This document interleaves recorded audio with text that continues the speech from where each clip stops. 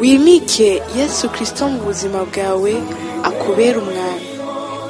Yazanywe no kugira ngo uronke ubugingo kandi uburonke busagutse.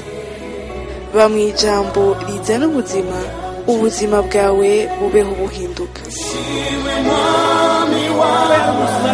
Umusaraba ni etape incontournable. Umusaraba ni kibanza tugomba gushikako.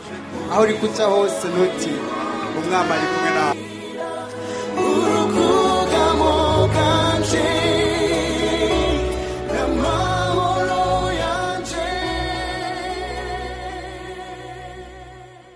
Haleluya.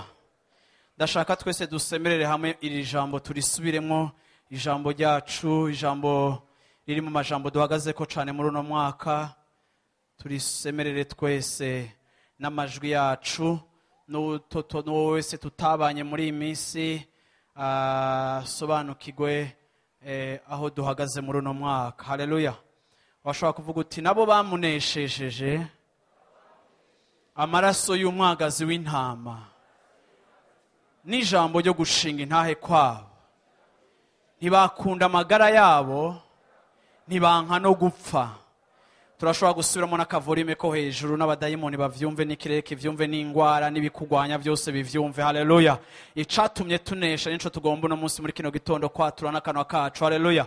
Vuga uti nabo bamuneshejeje, cane gose, nabo bamuneshejeje amaraso y'umwagazi w'intama n'ijambo ryo gushinga intahe kwabo. Subiramo uti amaraso y'umwagazi w'intama yaduteye kunesha, yadutumye tunesha. Ariko si ivyo gusa, ariko n'intahe y'akanwa kacu idutera kunesha igihe cyose, igihe dukikujwe n'umwansi. Amaraso y'umwagazi, intahe y'akanwa kacu, ivyo vyose n'ibikoresha Imana yahaye ishengero kugira ngo abera bagendere mu ntsinzi. Haleluya, haleluya, haleluya, amina. Bwira umwicarano uti ivy'amaraso si igikorwa cawe, ariko ivyo gushinga intahe ni igikorwa cawe. Haleluya. Mubwira rero uti do your job. Haleluya. Yesu ashimwe cyane, Yesu ashimwe cyane. Naho amaraso y'umwagazi ari kigwanishwa c'ishengero, si twebwe tuyatanga, Yesu yarayatanze. Ariko intahe iva mu kanwa kacu. Ibi byose bikoranye uko ari bibiri bizana kunesha mu buzima bwacu. Haleluya. Mbwira mu icano uti ntiwiprive ibikoresho vya victoire. Ntukaba umukene w'ibikoresho vy'intsinzi. Yesu ashimwe cyane. Ariko ubikoreshe nk'uko Imana yabiduhaye. Subira umbwire mu icano uti umwaka mwiza cyane, mwaka wa 2015, aho Imana igiye kuduha intahe nshasha, aho Imana igiye kongereza ibikorwa vyayo mu buzima bwacu kugira ngo dushingishe intahe akanwa kacu. Haleluya, amen.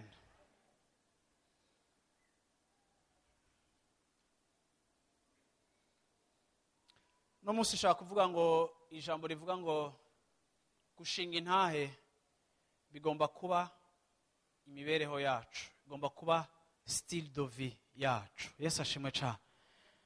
Gushinga intahe bibe kimwe mu bigize imibereho yawe. Haleluya. Kandi gicike ikigize ubuzima bwawe bwa misi yose. Haleluya.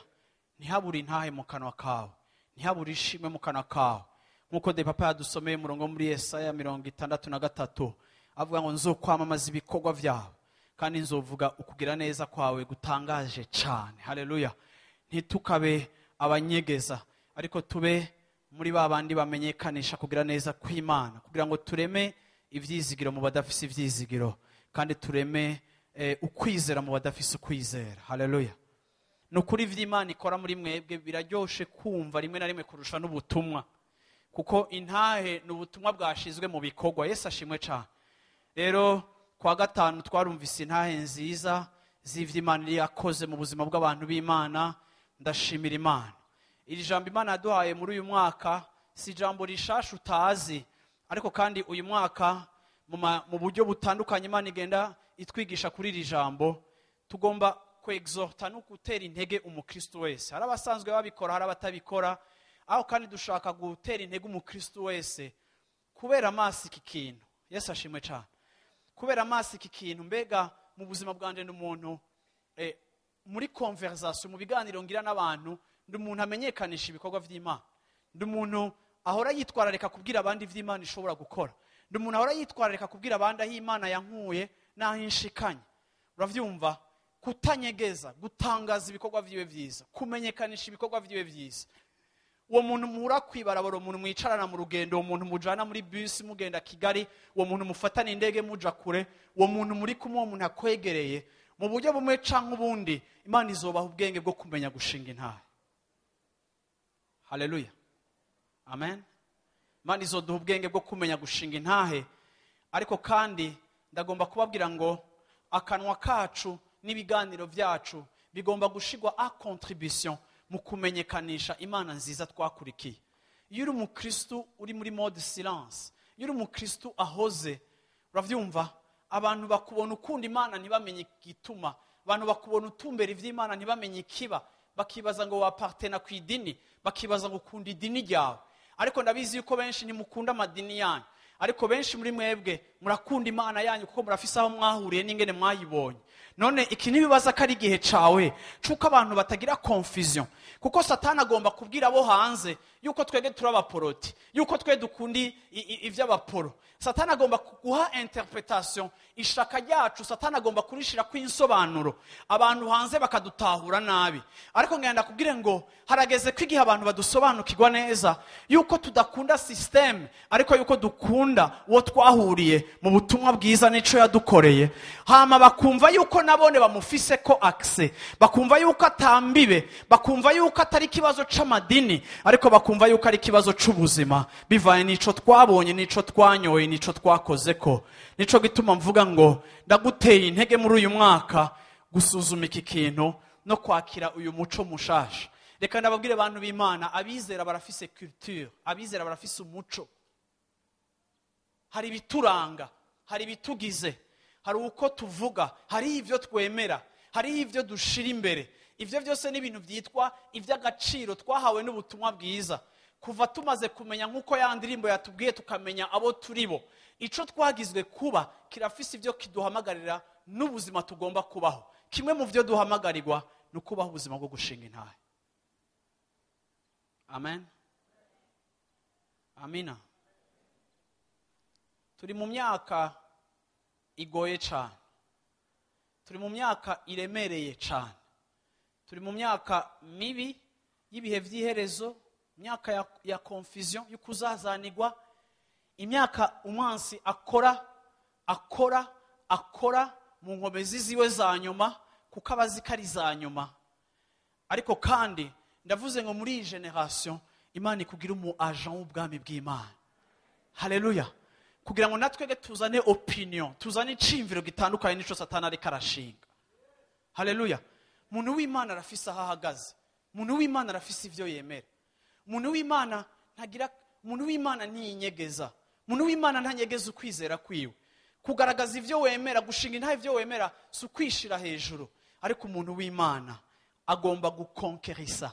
Nous sommes des conquérants, turaba conquérants, turabahizi bagomba kunyakura amateritoire n'amateritoire n'imitima kubwa Kristo wacu, maze igihe tutazoba turiho tuvuge ngo twarazanye iminyago kuri Yesu Kristo. Hari abantu benshi bazana imiduga ngaho ukabona aje wenyene yirukanka, imodoka yawe ifise assurance y'abantu 4 canke 5. Bwira umuntu mwicaye uti uzuza iyo modoka uzana abantu mu nzu y'Imana. Haleluya. Yesu ashimwe cyane.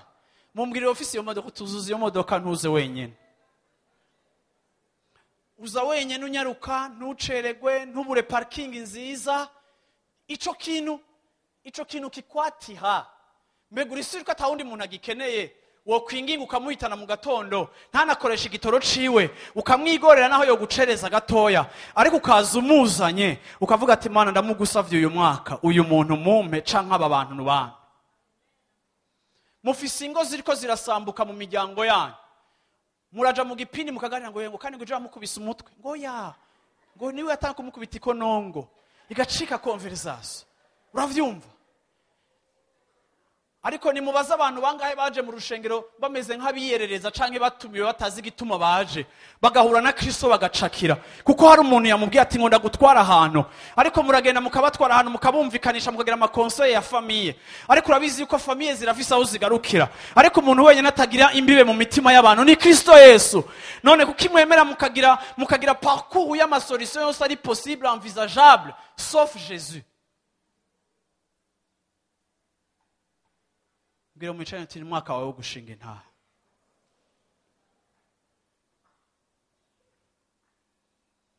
Ubana n'umukorege aguma yiba akiba agashaka no kuguhako,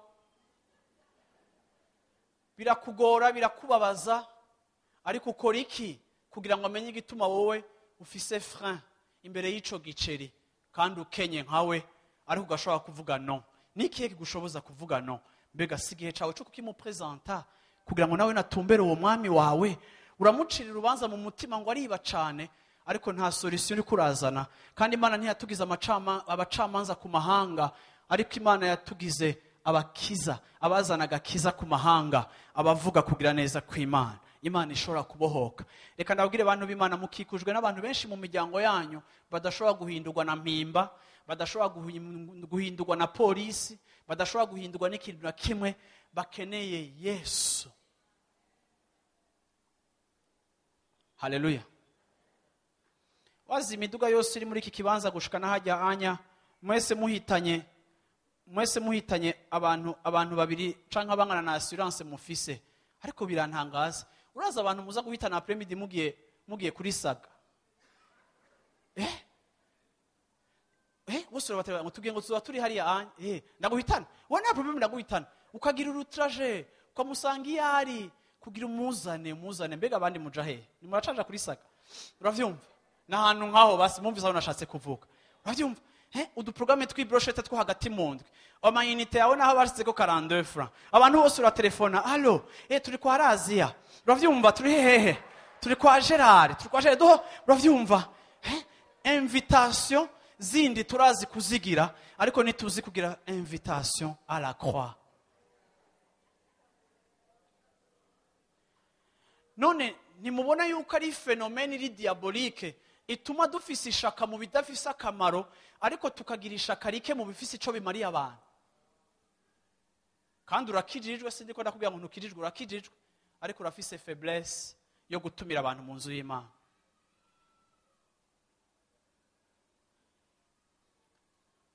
Haleluya. Reka mvuge ibi bintu bibiri. Imana ivyidukorera vyose mu buzima bwacu, ibidukorera kubera idukunda. Impamvu ya mbere Imana itugirira neza, impamvu ya mbere Imana ikora ivyikora vyose mu buzima bwacu, Imana ikora ivyikora vyose mu buzima bwacu kubera urukundo idukunda. Iyi niyo mpamvu ya mbere ituma Imana igira ico ikora. Nta kintu na kimwe Imana idukorera kidafatiye ubwa mbere na mbere ku rukundo igukunda. Ikigira kabiri gituma Imana igirira neza abantu bayo. Kuva kera musomye isezerano rya kera ingene Imana yidefinisa, Imana yamye ishaka kugirira neza abantu bayo kugira ngo amahanga atayizi ayimenyere ku bikorwa vyiza bagirira mwebwe. Uretse ko Imana itugirira neza kubera urukundo, ariko Imana yatugize instrument ya témoignage kugira ngo abaraguza, kugira ngo abasenga ibigirwamana, kugira ngo abadasenga Imana, kugira ngo abatizera Imana, Imana yatugize objet ya témoignage. Iyo Imana igomba kwerekana ibikorwa vyayo mu mahanga, ntiyerekana gusa imisozi yaremye n'ibiti vyiza n'ibikoko vyiza, ariko Imana igomba kwerekana ivyiza yakoze mu mahanga. Imana yerekana n'ivyo iriko irakorera umuryango wawe n'ivyo iriko iragukorera. Rero jewe ndi igikoresho c'intahe y'Imana. Ukuyeho ijambo témoignage mu buzima bwanje, ubukuyeho sens y'ukubaho kwanje. Abakristo benshi barasoma ibitabo bakabaza ngo je ngo sinzi igituma mbayeho, ngo ni munsengere ngo menye umuhamagaro wanje, ni munsengere menye igituma ndiho. Kubera hari inyigisho nyinshi zitwigisha zikatwereka yuko umuntu wese afise icyo Imana yamuremeye kubaho. Ariko reka ndakubwire, nubwo utaramenya ibikomeye bindi bihambaye canke ingabire Imana yagushizemwo, reka ndaguhe objet, reka ndaguhe intumbero yo kubaho kwacu. Twebwe turiho kugira ngo twamamaze kugira neza kw'Imana. Turiho pour proclamer la grandeur et la puissance de Dieu et sa fidélité. Ukubaho kwacu nugutangaza. None twama tuvuga ku maradiyo? No. Mbega twama duhagaze ku mapodium? No. Mu buryo bwiyoroheje canke mu buryo bukomeye. Objet, impamvu yo kubaho kwawe ni ukuvuga ubukuru bw'Imana. Igitondo ukavuga ubukuru bw'Imana.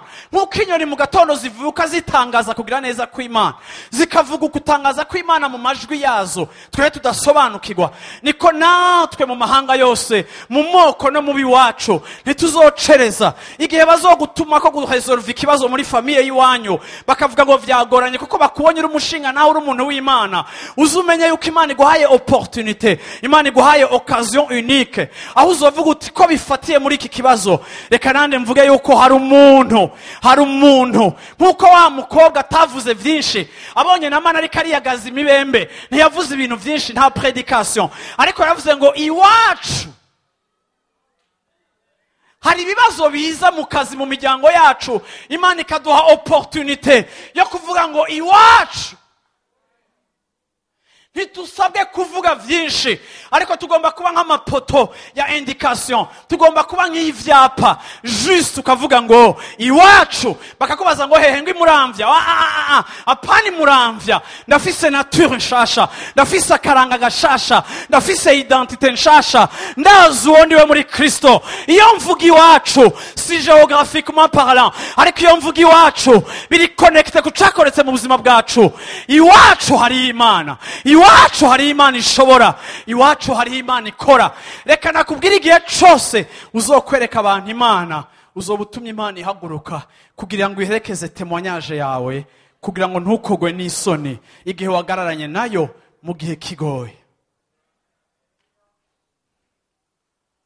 Yesu ashimwe cyane. Mwese ngaha mubishatse mwocika abavuga butumwa bibitangaza, muzana abantu benshi mugakiza kuturusha.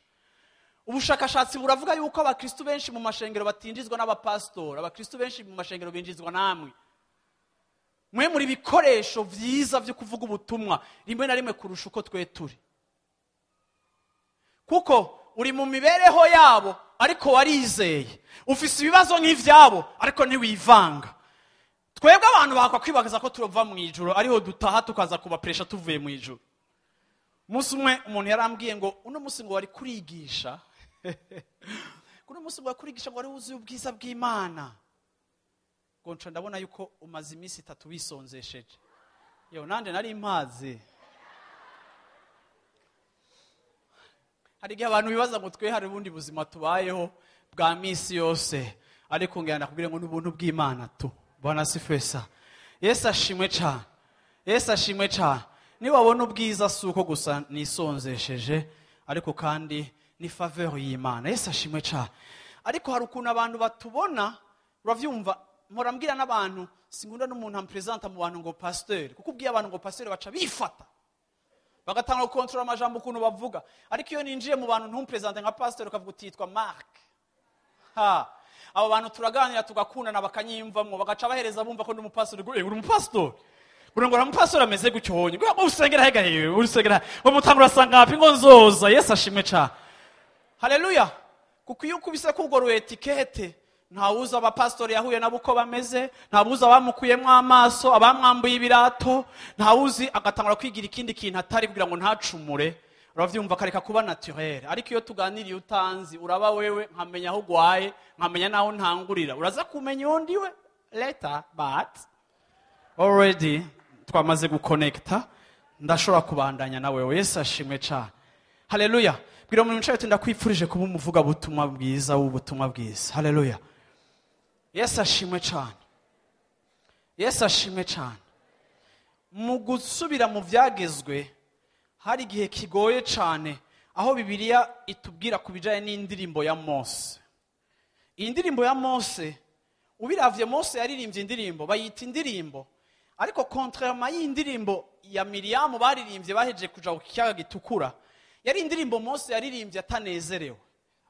Yari indirimbo Mose yaririmbye avuga kugira neza kw'Imana, ariko Mose atanezerewe. Atanezerewe kubera igihe abantu bari barimwo.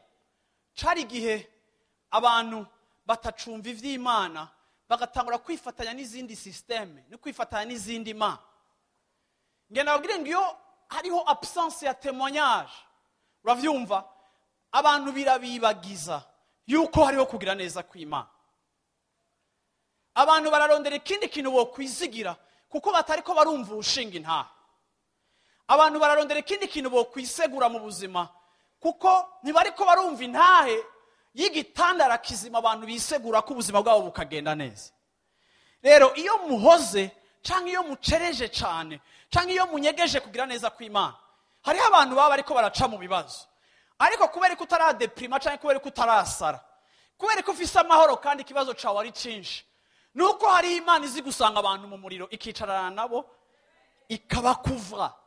Sinari nzi ko Imana yoba mu muriro kugeza umunsi nabaye mu muriro, nkabona yuko Imana ishobora kutawuntabara ariko ikawunyicaranamwo nayo, ikampa amahoro n'indirimbo kandi situation yanje itarahinduka.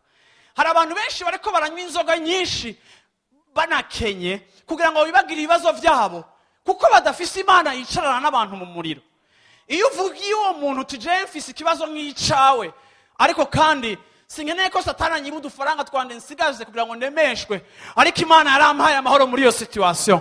Hari Imana itanga amahoro, hari Imana itanga umunezero, ikiturindirije kutwishura, ikabira dusororeye umunezero n'amahoro tukarema. Ivyo muri televiziyo ntaho bazobivuga, ku vyapa mu mabarabara ntaho bizovugwa, isi ntizobivuga, ariko isi izobereka utundi tuntu tudusolution n'utundi tu alternative kugeza umunsi abana b'Imana bazokugurura kanwa bakerekana bo bibanga ryabo. Ico ndiko ndavuga, navuze ngo sohora ibanga ryawe, amahanga rimenye, sohora ibanga ryawe, umuryango wawe urimenye, sohora ibanga ryawe, abakubititse bamenye ngo itumuremye. Iki gihe Israeli yatanguye kuja muri mélange, itangura kwiyatasha ku bindi bintu, itangura kubona ibintu bisa n'ikizungu ibigumbira. Mose aririmba indirimbo irimo agahinda, ariko kandi indirimbo ifatiye ku bikorwa Imana yavuze. Haleluya, canke yakoze. Usomye muri gusubira mu byagezwe 32, haravuga ngo indirimbo ya Mose, tega ugutwi wajuruwe nanje mvuge, isi nayo niyumve amajambo ava mu kanwa kanje. Yesu ashimwe cyane. Bwana sifiwe sana. Abantu bo muri Ancien Testament ndabakunda, ariko kandi bafise langage spécial. Urazi kubwira ijuru ngo tega ugutwi wumve. Non seulement ntidutemanya ngo tubwire abantu, ariko na la création turayimenyesha la fidélité de notre Dieu. Yesu ashimwe cyane. Haleluya. Baraba poete beza. Isi nayo niyumva amajambo ava mu kanwa kanje. Ukwigisha kwanje kugwe nk'imvura, amajambo yanje atonde nk'ikime. Ndavuze ngo reka ukwigisha kwawe kumere nk'imvura mu buzima bwawe uzobarira.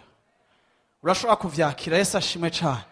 Ndavuze ngo reka ukwigisha kwawe kumere nk'imvura ku bazokumviriza. Ni bande bazi ko imvura ifise efficacité? Ni bande bazi yuko imvura iguye ibintu biramera? Ndavuze ngo reka Imana iha amajambo yawe ubuzima nk'ubw'imvura. Yesu ashimwe cyane. Aho uzobiba ijambo ryawe ritangure kumera mu buzima bw'abantu. Yesu ashimwe cyane. Si ivyo gusa, uravyumva ngo reka amajambo yanje amere nk'ikime, kijyama ku vyatsi, kizindukira ku vyatsi. Ikime ntigisiba randevu, cama kihari imisi yose. Amajambo wavuze reka ku buzima bwawe amere nk'ikime ku buzima bw'abazokumviriza. Bavyuke mu gatondo bibutse ingorane yabo, bace bibuka yuko wewe Jacqueline waraye bashingiye intahe, aca bati mbega Mana sino kwizigira Imana ya Jacqueline. Reka nabirega abantu b'Imana. Hari abantu mubwira ivy'Imana bakihagararako bakaza gukizwa inyuma ya 10 ans, akavuga ngo je ngo nakijwe ngo hari umuvuga butumwa ngo yitwa naka, ariko au fond umuvuga butumwa yakubise inyundo ya nyuma, ariko wewe Jacqueline wakubise inyundo ya mbere. Akabuto kamera nk'ikime karashishikara gukora mu buzima bwiwe kugeza naho umuvuga butumwa gusa aripiga ya mwisho. Haleluya. Rero ntimugasuzugure amajambo y'akanwa kanyu. haleluya, amajambo yanje atonde nk'ikime, abe nk'uko imvura y'akajogotera igwa ku rumerera, kandi nk'iy'akavuyo igwa ku bwatsi. Numéro 3, verset 3. Kuko ngira namamaze izina ry'Uhoraho, enda nimwaturire Imana yacu ko ifise icubahiro gikomeye. Ico gitandara igikorwa ciwe na gahore, kandi inzira ziwe zose ziragororotse. Ni Imana yo kwizigirwa itarimwo kugabitanya, iraroranye kandi ni nyakuri. Barayihemukiye ntibakira abana bayo, ariko vyabateye agasembwa. N'aburungane bw'ibidambidambi bagoramye. Mbega iyo niyo ngero mushubije Uhoraho, mw'abantu b'ibipfu b'imburabwenge? Siwe muvyeyi wanyu yabaremye, akababumba akabakomeza? Nimwibuke ibihe vya kera, mwiyumvira ukurunganwe rwagiye rukurikiranwa mu myaka yashize. Bibaze baso barabibamenyesha, naho nabo hambere baragira gute? Barabibabarira. Igihe isumba vyose yagabanya amahanga amashamvu yayo, ikagira gute? Igatandukanya amoko n'ayandi, yashizeho imbibe z'amahanga nk'uko igitigiri c'Abisirayeli kingana. Kuko abantu b'Uhoraho ari bo mugabane wiwe, aba Yakobo nibo shamvu, abo yigereje ibango. Yabasanze mu gihugu c'ubugaragwa, mu bugaragwa bw'ubugira gute? Bw'uburengera, bw'ubweranyange. Humvikanamwo ibihurira, abakiza ijya nino arababungabunga, abazigama nk'imbone y'ijisho. Nimukubite mwese ijisho, nimukubite gutya. Wazirija mico ishaka kuvuga. Akantu kose kaje kukwinjira mu jisho, nta hantu hambere hafise sensibilité nk'ijisho. Menase yose iza ku jisho, ni bande bamaze gufata udukoko bafunze ijisho kandi kagira kinjiremo? Sivyo? Hari nako mufata kakinjira igice. Urabona ingene ba protege imbone y'ijisho. Wani ingene akantu kagucimbere ucukubita ingoye nko kugara kandi ugaca wugurura. Urabona kajya ka mechanism Imana yabahaye ngo niko Imana ituzigama. Limblo shetala. Kubita gutya gusa. Igihe cyose uzokwibagira kuzigama kw'Imana uzocugira ngo nkuko wowe utemera ko hari cinjira mu jisho, niko waratemere kizokwinjiramo kandi kije gusambura ubuzima bwawe. Haleluya. Atuzigama nk'imbone y'ijisho. Oh lolo. Bantu b'Imana, iyi situation abantu bari bagezeko aho bagenda gushikanira abadayimoni. Hari ibintu byo muri Ancien Testament dusoma abantu bakibaza ngo ntibikibaho muri no myaka, canke ngo Jesse no bigira. Ariko kandi ngenda babwire ngo aba bantu bari bagiye Imana, ntibari bakizi ko Imana ishoboye. Mose mu ndirimbo yiwe agira ico bita rappel, abibutsa ibintu byakoretse. Ariko Mose avuga ikintu gikomeye kandi cari kibabaje. Avuga ati nimugende murondere basobanye, genda murondere abakurambere, bababwire ingene Imana yabagiriye neza. Biragaragara yuko harageze igihe abantu bahagarika kuvuga kugira neza kw'Imana. Abana babo baravuka nkuko mwese ngaha muri ko muravyara. Iyi eglise irarongora cane no nababandi twababonye no Mose. Uravyumva? Ariko kandi ngenda kubwire ngo ibanga ryawe iyo utarishingiye intahe rirashobora kunyegezwa the next generation. Iki nico cari kibaye. Mose avuga ati birambabaje, mwibagiye igitandara c'abavyaye, mwibagiye igitandara c'abatabaye. Mwibuke ko yabahaye imfungurwa mutigeze mubiba, mwibuke ko yabahaye amazu mutigeze mwubaka, mwibuke yuko yafashe amafrontiere imbibe z'amahanga arazigabanganya kugira ngo abahe aho muba, mwibuke yuko yabahaye elayo, mwibuke ko yabahaye kunywa ku muvinyo w'ivyo mwe mutabivye, mwibuke mu ncamake yuko ari Imana plein de grâce, igirira neza abantu bitavuye ku vyo babanje gukora, ariko ikabagirira neza bivuye ku kugira neza kwayo n'urukundo rwayo. Aravuga ati genda mubabaze, kuki barinda kuja kubaza abavyeyi n'abakurambere, kuki bagenda gukestiona nk'abagira enquete, kandi igihe ibikomeye vyabaye bitariko biravugwa, ariko abanyamahanga babakikuje bariko baremporta, bariko baragira exportation, babazanira imana ziri étranger zitagira efficacité, zidashobora guhindura, zidashobora gukiza, ariko zikagira publicité ikwiye ku buryo abantu bazikurikira. Ariko igihe abavyeyi bari bazi Imana iri révèle, ya vrai, yakuye abantu mu bugaragwa ngo bwera, ikabajabukana ibiyaga, ikabatabara, ikaba ibihugu, ariko iyo Mana abana bakaba batayizi, Mose akarinda kubabwira ngo genda mubaze. Kubera ko abantu barinda kuza kutubaza ngo nirihe banga ryacu, igihe twahawe akaryo twebwe ko kubabarira, kuko barinda kuza kubaza, reka ndababwire uwurinda aza kubaza aba yakubitise byakwe. Nasanze urinda aza kubaza aba yahishuriwe, urinda aza kubaza aba ari ikintu muhemu yari yatanguye gukora muri we. Kuko dushaka abantu bavyizanamwo igihe na twebwe dufise abatubwiye n'abadushikanye ku butumwa bwiza. Aravuga ati kubera silence yanyu nabibara ryaguye, abantu batanguye gutangira ibimazi, abadayimoni batanguye gusenga imana zitabatabaye. Igihe yanyu yabatabaye itikoze ku mana z'inyamahanga, ubu murayihindukiriye muyiteye akagere. Siko abantu b'Imana.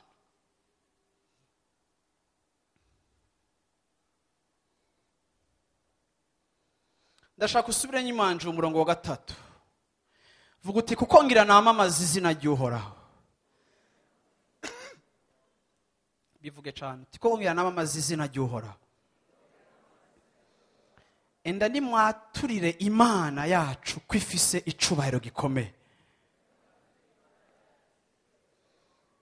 Haleluya. Haleluya. Bwana sifiwe sana. Rabizi muntu w'Imana. Nasanze iri jambo rizodufasha gutahura ibintu bikomeye. Ariko navuze ngo gushinga intahe igomba kuba style de vie. Sivyo? Gushinga intahe kigomba kuba ikintu kigize imibereho yacu. Ndashaka kukibingingako. Siko abantu b'Imana. Hari abantu baba bibaza ibibazo byinshi no bigira gute, nzohera nzogera gute, ariko gushinga intahe no kuvuga icyo Imana yakoze. Ni bande bari muri kino kibanza bafise amahoro? Just amahoro. Duza amaboko cyane. Eba no erega naya maboko mene ngene muyaduza muri suspe. Bwana sifiwe sana. None ga muntu w'Imana. Ni bande bazi yuko hanze hari abantu babuza amahoro? Sivyo? Haleluya. Ni bande muri kino kibanza mufise umunezero utavuye ku giceri kandi mutaguza amafaranga? None ni bande bazi yuko ngaho hanze hari abantu benshi bakeneye umunezero barinda kudepensa amafaranga kugira uze kandi ugacuherana na ambiance bavuyemo, ako muye mufise umunezero uri permanent. Bwana sifiwe sana.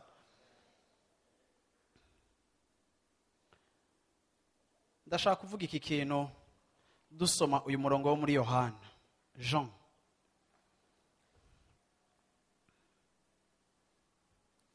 Uyu ni umwaka wo gushinga intahe. Yesu ashimwe cyane. Haleluya. Ndashaka kubona vy'ukuri abantu b'Imana muhaguruka mugashinga intahe abantu batazi Imana. Reka kumbwira ngo ubu hari ibintu vyiyadukije, munyumvirize mutarasoma umurongo muri chapitre 9. Hari ibintu vyiyadukije. Urabwira umuntu uti ujya muntu uramufasha, ngo pastor ngo arasenga. Uno munsi abantu basigaye bitiranya gusenga no gukizwa. Uyu munsi kubera ubona umuntu agenda mu rusengero canke ari umukatolika asenga cyane canke ari umuporoti adasiba mu misa, ucuvuga ngo arasenga. Kandi je bindabifata nk'ikinyoma Satani azana, kuko twe ntituri abamizirimo. twe ntidusenga. Yesu yaje abantu basenga. None kuki yarinze kuza? Yesu yazana agasha, vuga utagasha. Yesu yaje yitwa Emmanuel kugira ngo bisobanure ngo Imana hagati yacu. Un Dieu qui peut communier avec les hommes. Imana ishobora gusabana n'abantu, ikanywana n'abantu. Rero difference ya twebwe n'amadini yandi yose abaho mu isi nuko twebwe dufise Imana ibana n'abantu. Nuko muranyumva?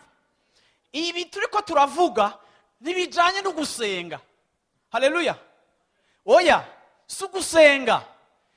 Ngo warakijijwe ngo ndasenga. No, nakubaje warakijijwe? Narabatirijwe. Oya, sinakubaje kubatirizwa, warakijijwe. Ubuhunya n'agakiza karanyegejwe. Ryabaye ibara. Kandi n'abari mu ishengero ntimubitahura difference y'ivyo bintu. Gusenga ni uburyo bwo kunywana, ni uburyo naho mpurira na wa mukunzi tukavugana, kambwira nanje nkamubarira tukaganira. Gusenga ni kiganiro, gusenga ni conversation, gusenga no guhura. Ariko d'abord duhuzwa no kuvyagwa. Rero iyo dushinga intahe dufise imwe mu ntumbero kuzana abantu kumenya yuko bafise besoin, barakeneye nabo kuvyagwa, barakeneye experience y'agakiza ya nouvelle naissance.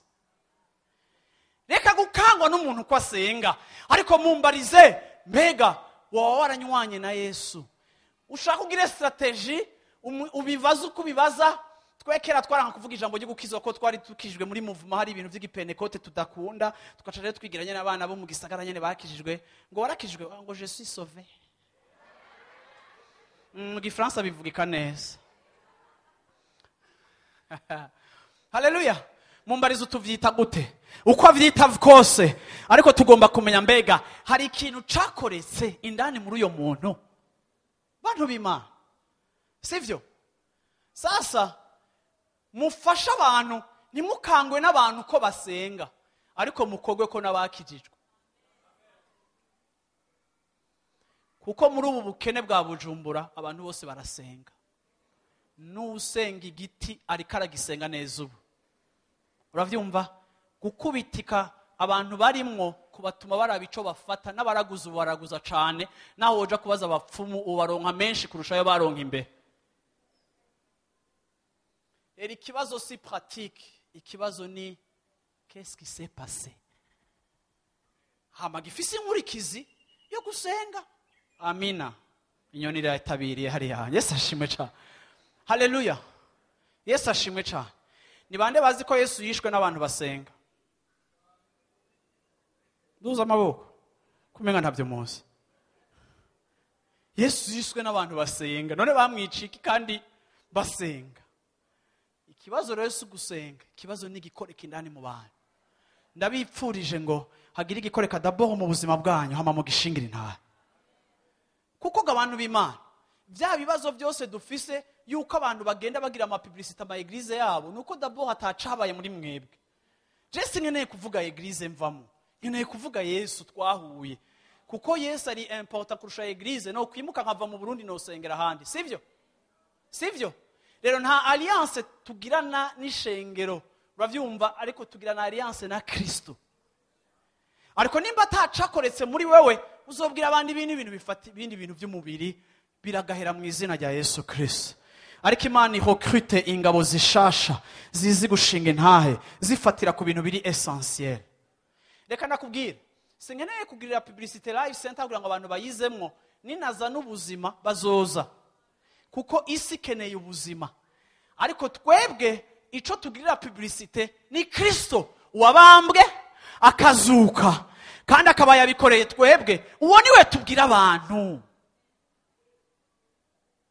Yesu ashimwe cyane. Haleluya. Reka ndangirize kuri inkuru kugira ngo usobanukirwe neza ico nshaka kuvuga kuri uyu munsi. Bona sifiwe sana. Haleluya. Jean chapitre 9. Yohana igice c'icenda. Yohana igice c'icenda murongo wa 19. Murongo wa 19. Aha. Havuga ngo iki? reka kuko iyi nkuru ndayiciye hagati mvuge introduction ku batayizi. Iyi ni inkuru y'umwana yari yavutse agize gute, ari impumyi. Yesu amukorera igitangaza, uyu mwana arakira, arahumuka. Ariko iki gitangaza gica gitera akajagari kenshi. Vuguta akajagari. Urabiziga abantu b'Imana, ibikorwa vy'Imana biza nk'inyishu, ariko biratera akajagari kenshi. Kuko ibikorwa vy'Imana bikorekeye muri espace na environnement y'umwansi biragwanywa. Nico gituma wowe uragwanywa, ishengero n'ikintu kigwanywa, ikintu cyose kimanifesta kugira neza kw'Imana kiragwanywa. Ikintu cyose kidafitanye isano no kugaragaza kugira neza kw'Imana cogwanya, kuko Satani agira nabi tu, ariko tu ntibinganya urugezo n'ingene je na wowe tugwanywa, kuko dushira hejuru izina ry'Imana. Rero Yesu ahejeje gukora igitangaza, habaye akajagari yuko hariho bamwe badashaka yuko bimenyekana ko Yesu yakoze igitangaza. Ngenda babwire ngo nimba ijambo ry'Imana rivuga ngo twanesheje intahe yacu y'akanwa kacu, ngenda babwire yuko hariho ubwansi bwa témoignage.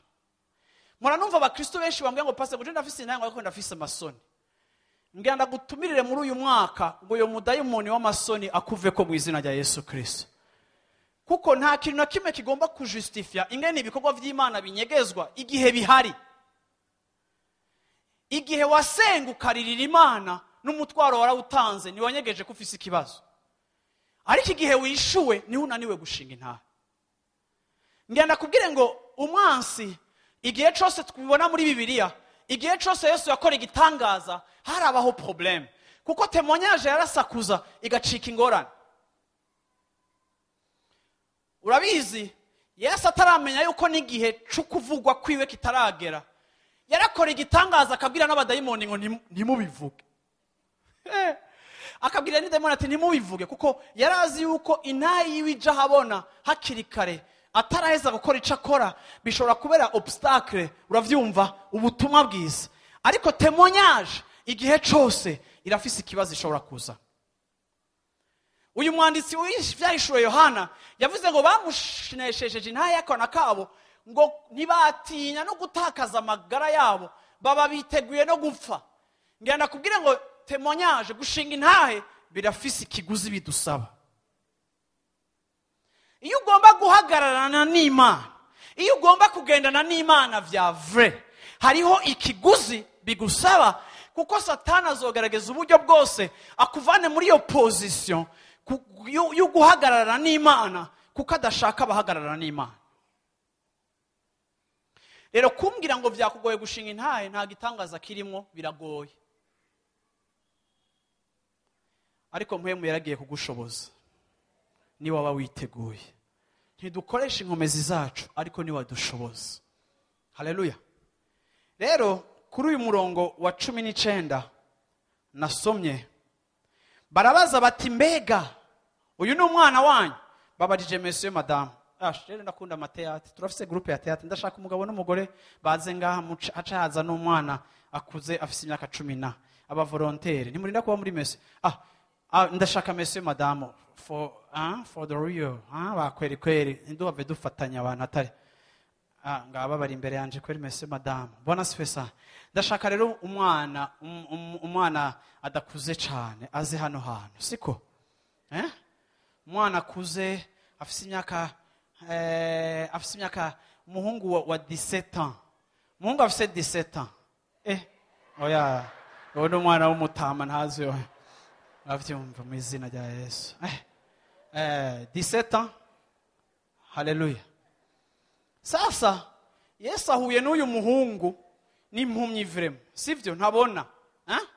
Ariko ahuye nawe, abavyeyi biwe ni bande bazi yuko umwana w'impumyi ababaza abavyeyi?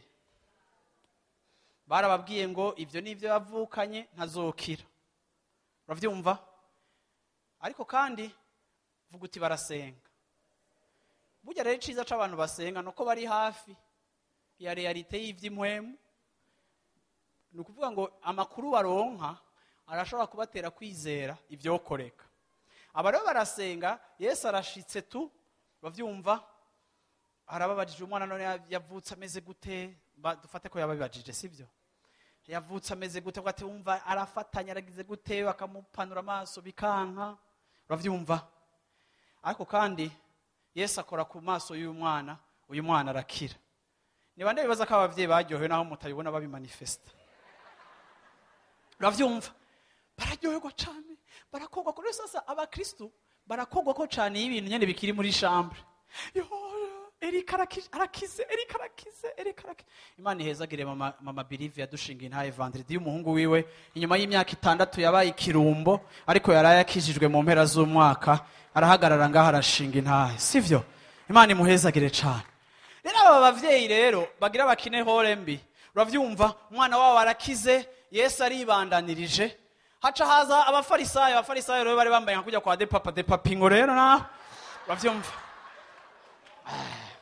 Izo rero ni muzu zabo, sivyo? Aba rero muramaze kubona ko de papa dafise visage fina, uravyumva. Arashitse uyu rero arashitse, uyu mwana yakize, umwana araryohewe, wego umutembera nyene ushima Imana, uduza amaboko, wego umusirikira tuwe wo manifesta joie, urabona utangure gukora ku bintu, wewe ntitusubira no kukwiyokipa. Bwana sifesa, unezerwe. De papa arashitse nawe, uravyumva, arabajije abavyeyi, uravyumva, wewe ucusoma verset rero 19, sivyo? Canke ako ntaco, wewe de papa wefungwa sura tu. Barabaza bati, mbega uyu ni umwana wanyu, mwebwe muvuga ko yavutse ari impumyi, none yahumanutse ate? Ibibazo ni bingahe? 2. Mwe muvuga ko yavutse ari impumyi, none yahumutse ate? Ngo mwibariza arakuza. My goodness. Kubera iki? Kubera de papa ararindiriye ko bagira igafe, akujya mwana ntashima. Wowe niho ukibona, wavutse utabona, wowe wari bwabone gitari, wowe wari bwabone piano, wowe wari bwabone ingoma, sivyo? Sivyo? Barabaza bati, bega uyu ni umwana wanyu, mwebwe muvuga ko yavutse ari impumyi, none yahumutse ate? Abavyeyi biwe barabishura bati, turazi ko ari umwana wacu kandi ko yavutse ari impumyi, ariko icatumye abona ubu ntitukizi, kandi n'uwamuhumuye tweho ntitumuzi. Mwibarize, n'umugabo arivugira. Abavyeyi biwe bavugiye ivyo kuko batinya Abayuda, kuko Abayuda bari bamaze kuja ingingo ngo umuntu wese azokwatura yuko ari Kristo acibwe mu ishengero, mu isinagoge. Nico catumye abavyeyi biwe bavuga bati, n'umugabo ni mumwibarize. Merci beaucoup. Merci kijana. Wewe uraguma ngaho. Wewe uraguma ngaho. Bwana sifiwe sana. Yesu ashimwe cyane. Urabona abantu b'Imana, iki kintu n'ukuri naho tugitwenga, iki kintu kirakomeye cyane. Ndavuze ngo iminyororo ibosha ururimi rwawe ibohoke mu izina rya Yesu Kristo. Reka nababwirega abantu b'Imana, iyo tudafise conscience ya témoignage, n'ibiganiro byacu bicika ibiganiro by'impfagusa. Iyo tutari abantu bari committed, iyo tutari abantu bari recruté, iyo tutari abantu bari consacré kugira ngo dushobore gutangaza ibikorwa by'Imana, nico gituma ubucafu bw'ibiganiro byose buratwandukiza. Nico gituma dufise abakristo bavuga politike cyane atandi umuhamagaro mufise muri politike. Kandi barundi kazi tugira amahoro. Ngira ndababwire ngo ivyo wibaza byose ko bigomba guhinduka mu gihugu, ngira ndababwire ngo vyohinduka, ariko mwe mudahindutse nakaga ku gihugu. Ngira ndababwire ngo Afrika uko twiyumvira nuko tumeze ba Kristo, ari mwebwe mufise amavaleur ya mbere yo guhindura ibihugu, twebwe tudahindutse naho abategetsi bazohinduka bazogira ikibazo, tuzobanka kuko bazanye ibihinduka.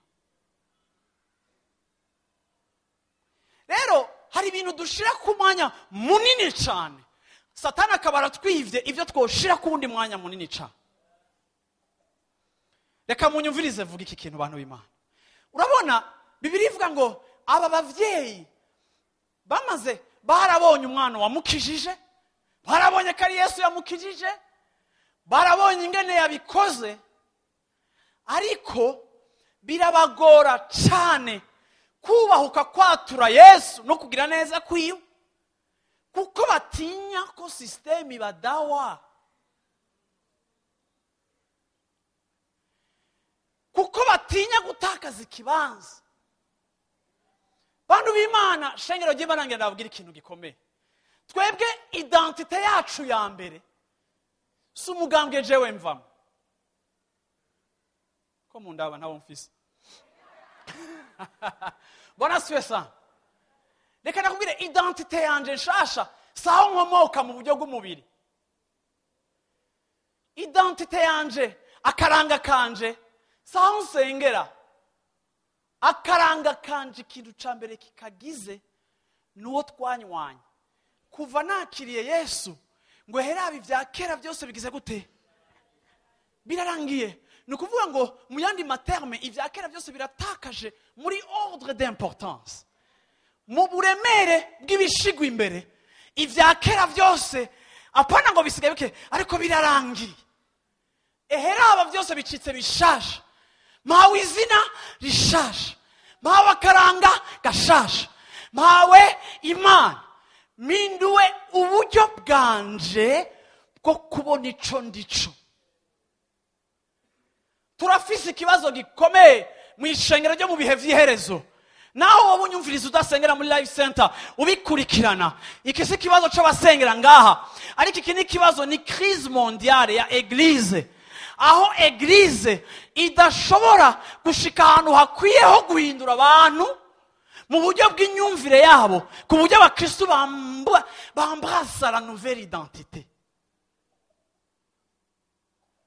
Turakizwa ariko tuguma turabahutu, turakizwa ariko tuguma turabanyamuramvya. Reka nivugira homva, bavyumva. Turakizwa ariko abantu, systeme iratubwira ngo naho dukijijwe quand même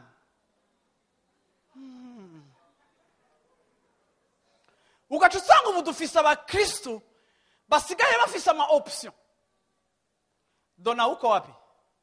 Dona hari mukinyi dukiranga yitwa Dona. Dona uri? Dona uri he? Dona ndazi ko bibaza ko nashobora guhamagara uri he wasenze.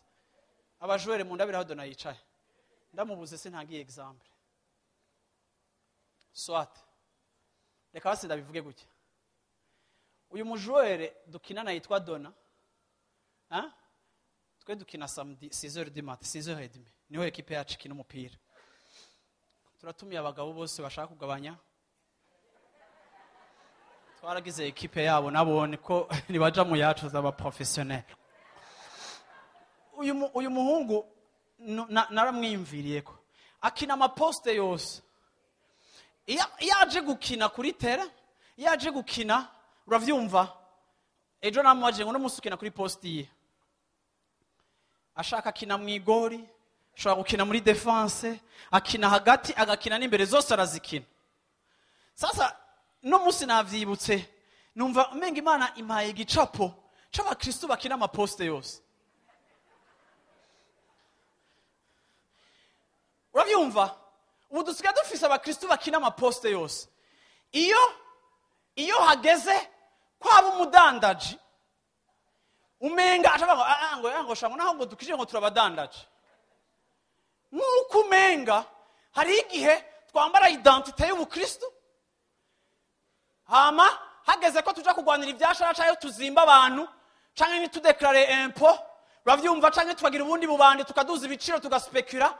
Ico gihe kugira ngo umukristo yiremeshe atabate ngo naho kameme ngije ngo je n'umudandaji. Kuko iyo yambaye impuzu y'ubudandaji, mu yandi majambo yavuye muri poste y'ubukristo, ubu ari muri poste ibudandaje. Niyo hari ibibazo mu miryango yanyu, mukagira abo mupfa ibintu mukabiba amatongo. Ubu hari abakristo benshi bariko baraparticipa mu kwiba amatongo y'abandi kuko yashatse kuja hamwe nabi wabo. Sobera hino ari ivyitonga umuntu. Muragize strategy muri famille n'umuntu mumuminya mukamutwara kajya gace mukazana ivyemezo vyose. Wewe uri cabona nk'umwana wa Berahino yo gushinga intahe yuko Berahino ofete rijya tongo ryamye ari igiwe yarirazwe na naka agira fera akavuza avuga ngo nijyawe nawe uri mu vyabona. Et pourtant tu n'étais pas là. Ariko kubera iki iyo hageze ko uragwa kwaso witira so ucika Berahino ukambura ikanzu yawe y'ubukristo kugira ngo ntube rejete na ta propre famille. Dufise abakristo batinya kuba rejete na systeme y'isi. Uyu muryango waraririye kubona igitangaza, ariko igihe bahawe okaziyo yo gushingira intahe wakijije umwana wabo ngo bavyature n'akanwa bahagarike discussion bakureho confusion, basanga ntibashobora kwiyatasha, basanga nta attachement bafise kuba bakoreye igitangaza kurusha uko bariyatashe kuri systeme. Ico ni idini ryawe, ni ikintu cose gipresenta intahe kuri wewe kurusha Yesu. Ni ikihe kintu una munsi mu buzima bwawe kiza imbere iyo utanguye guharura en terme ya intahe ukibona ko cyo gutuma uhemuka kuvyo kwizera kugira ngo ufeze apparence nziza muri iki mais en kanyagant Jésus.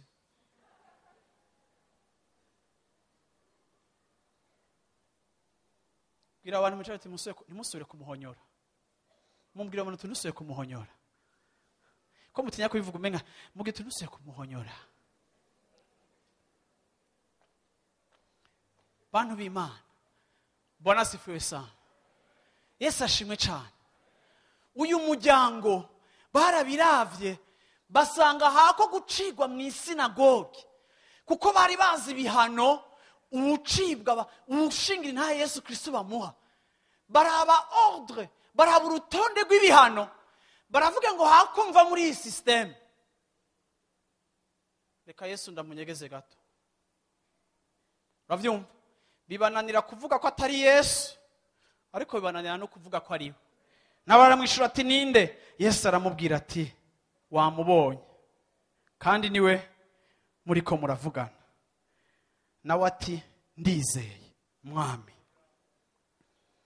Araheza aramupfukamira. Yesu aravuga ati naje muri iyi si kuba gahinyuza ngo abatabona babone n'ababona babimpumye. Haleluya. Yesu ashimwe cyane. Asante sana kijana. Bwana asifiwe sana. Yesu ashimwe cyane. Haleluya. Mbega urazi ko no guhagarara ngaha bigoye. Hari namaga bafise 17 ans wewe wenyine, ariko benshi ahantu barahara bakabona ni kure hakabaremera. Imana iguhezagira ko baje gushinga intahe. Ariko kandi ndashaka kuvuga ikintu kimega abantu b'Imana. Iyo twahisemo gushingira intahe Yesu Kristo turatabwa. No musingiye gusengera abantu bemeye guhagararana na Yesu, bemeye kujana n'Imana, bemeye gushingira intahe Imana, bemeye kutivanga. Ariko kandi bamaze kumushingira intahe batangura gutegwa ibibazo nuko bashize izina ry'Imana hejuru. Ngenda kubwira ngo birashoboka ko watawe na system, birashoboka yuko abantu bakwita ikirofa, birashoboka yuko guhagararana na Yesu byaguteye gutanga ikiguzi kimeze nk'icyagusohoye mu bantu. Kwishuri abantu baguhaye etikete, mu muryango abantu bakuvuza ukuntu. Uravyumva? Umugabo wawe yatanguye kukubonera. Nafise umuntu akijijwe amazi iminsi amwe ngo ndamusengere kubwo gukurikira Yesu, yari umugabo compliqué. Ariko amaze gukurikira Yesu umugore we atarakizwa, umugore amaze kumenya ko umugabo yakijijwe atangura kwigira ibandi. Rero umugore atangura kumunanira no kumunanira, umugore akitahira amajoro akavuga ngo ntiwakijijwe, agasigara mutanta kugira ngo ariko Yesu yakumukubita imitwe nkuko yakora kera. Uwo muntu yumva umenga afise agahinda.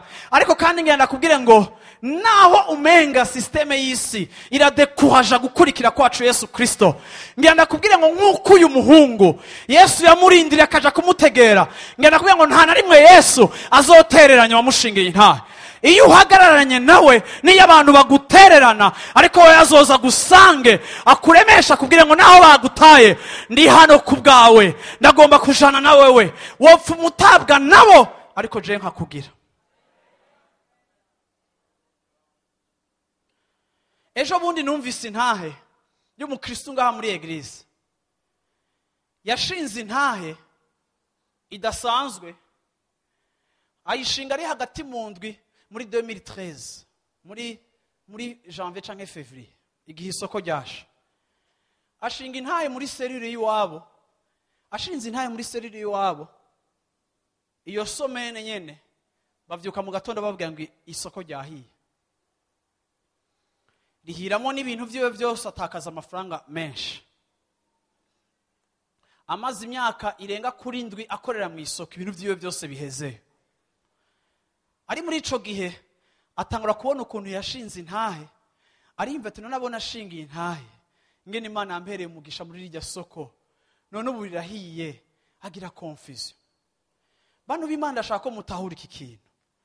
Gushinga intahe ntibitwexonera ivyago, ariko kandi intahe yacu iraturestora mu burenganzira bwacu. Iyo Bibiliya ivuze ngo bamuneshejeje intahe y'akanwa, ni ukuvuga ngo intahe ni igikoresho cyo mu ntambara. Uyu mungu yaranshinga intahe arambwira ati isoko riba rirahiye, ibara riraguye, ntangura kwiyumvira je ivyanje bija nkuko abandi bose bari bameze. Amafaranga aramperanye, nsigara amafaranga make cyane kuri konte, ntiyo shobora kuvyura business yanje. Ariko kandi iyo ntahe y'uwo muhungu niyo yatumye Imana impa iri jambo ry'uyu musore yatawe, Yesu akaza kumusanga. No musi numva mfise ijambo ry'abantu bahagararanye n'Imana ariko ivyabo bimeze nabi, ku buryo gukurikira Imana yawe byacitse objet y'agasuzuguro. Abantu barakubwira ngo Imana yawe none nigutabara, abantu bavuga ngo arakijijwe nguyu. Abo mwahora mukorana ivy'ubupfu canke ivyo kuraguza bakubwira batwenga Imana yawe kuko atacirikira gutabaramwo, ariko wewe uhuri naho wumva bimeze gutyo uracayizigiye. Uyu mungu yanshinga intahe ati twaraje ngaha, hari igikorwa yanyibukije twakoze ngaha mu rushengero, kandi agishimira Imana ko abantu benshi bakibayemo bo mu isoko Imana yagiye bakorera ibitangaza mu buryo canke ubundi, sivyo? Twakoze igikorwa mu rushengero cyo guha imitahe mito y'amafaranga hafi ashika ku 200, yari 200. Nawe mwarayibagiye, uravyumva? Urabizi ikindi kintu nibutse uno munsi, nibutse yuko burya intahe, iyo ushinga intahe birubaka ukwizera kwawe. Hari umuntu agutumbera afise ingorane, ukabona yuko yihebuye nawe uri mu ngorane zawe, ariko Imana yamukuzana kugatanga kumuremeshereza mu bwizigiro bw'Imana wewe wabonye. Uhejeje gufasha mwene so ukabona arubatswe, nawe ukumva danku urubatswe, kuko amajambo wakoresheje mu kumufasha muhemu yakoresheje mu kugufasha. Kuko abo dufashisha intahe zacu bitwibutsa ubwizigwa bw'Imana, tugasubira tukizera ko Imana ikiri kumwe natwe. Uyu muntu yaranshinga intahe numva aranyibukije ibintu duhora twibagira. Cyo gihe twarahamagaye abantu batari bake mu isoko, turabasubiza uwo mutahe mutoya Imana yadushoboje, uravyumva? Ariko dukora igikorwa cyo kubasiga amavuta. Arambwira ngo ajye amavuta mwadusize kijya gihe. Ati kuva 2013 gushika ubu iyi myaka iheze niyo mike kurusha imyaka ndwi nari inkoze mu isoko. Ati ubu unya ahantu ngeze ntaho nigeze ngera, ntaho nigeze nshika mu buzima bwanje. Ubu unya Imana yampaye nkora ibikorwa vy'amamiliyoni n'amamiliyoni, kandi nshishikara kwaguka. Nari nzi ko mpfuye, ariko muri bijya vyago Imana yaranyigishije ingene nkunda n'ingene nyitwararika. Uyu munsi ndashingira intahe Imana. Inyuma y'imyaka 2 gusa ashitsa hatigeze ashika n'ivya mbere bitarasha. Reka ndakubwira ikintu kimwe muntu w'Imana, sinzi cawe cahiye icarico, ariko nimba uhagararanye n'Imana udafise isoni, nawe agiye guseruka mu ruhande rwawe agushingira intahe. Mu ntambara zawe wabayemo ugahagarara umwizigirwa, agiye guhagararana nawe agushingira intahe. Reka ndababwire, abantu batagize isoni zo gushingira intahe Imana bari mu bantu ba mbere Imana yakoreye ibitangaza mu maso y'abantu benshi cyane. Nico gituma ashaka kugira ngo uguhagarara kwawe no gukurikira Imana kwawe n'ingene wahagaze muri iyo position urimo ukanka kuvanga. Ndavuze ngo Imana igiye kugushinga intahe muri uyu mwaka. Ndavuze ngo Imana igiye kukongera intahe muri uyu mwaka. Haleluya. Mu maso y'umugabo wawe Imana igiye kukongera intahe. Mu maso yabo mukorana Imana igiye kukongera intahe. Mu maso yabo muvukana Imana igiye kukongera intahe. Aho benshi bagushinyagurira bakaguhema iyo bavuga ku bijanye no kwizera kwawe, ndavuze ngo iyi saha n'igihe cawe. Ndavuze ngo uyu mwaka n'igihe cawe. Ndavuze ngo iki gihe ni icawe. Aho Imana wemeye guhagararana nayo ugacibwa, nayo nigiye guhagararana na wewe kugira ngo isubire kandi kukuhestoha, kandi kwereke yuko ikiguzi wemeye gutanga atari icimfa gusa, kuko itazi kugideni ry'umuntu no. Bwana sifiwe sana. Yesu ashimwe cyane. Mu gukurikira Imana, mu kwitanga kwawe washinga intahe Imana. Hari n'abantu bakwiyataka ko kubijanye n'ingene ukorera Imana. Iyo Mana ukorera kwitagutabara, reka ndakubwira igiye kugutabara mu izina rya Yesu Kristo. Hari abaguhema abantu niyo Mana witangira kwitagukorera ibintu byose nibike. Reka ndakubwire ijambo ry'Imana rivuga ngo aussi longtemps ko isi n'ijuru bigisubsista, isi n'ijuru bikiriho, principe y'uko biba no kwimburizo kwamaho. Ngenda kubwira ngo ico wabivye cyose mu bwami bw'Imana kizogaruka mu buzima bwawe mu izina rya Yesu Kristo. Haleluya. Yesu ashimwe cyane. Uyu munsi numva nshaka gusengera umuntu wese ari muri kino kibanza avuga ati je ndafise uko nemeye guhagarara, ariko kuguhagararana kwanje n'Imana kunanirete y'amateso. Nari gufata amahakursi nk'abandi, nari gukora nk'uko abandi bakora, ariko nashatse guhagarara mu c'Imana ivuga. Ariko nanje ndarindiriye kubona kugira neza kw'Imana. Haleluya. Washaka kuduza ibiganza byawe tugiye gusenga.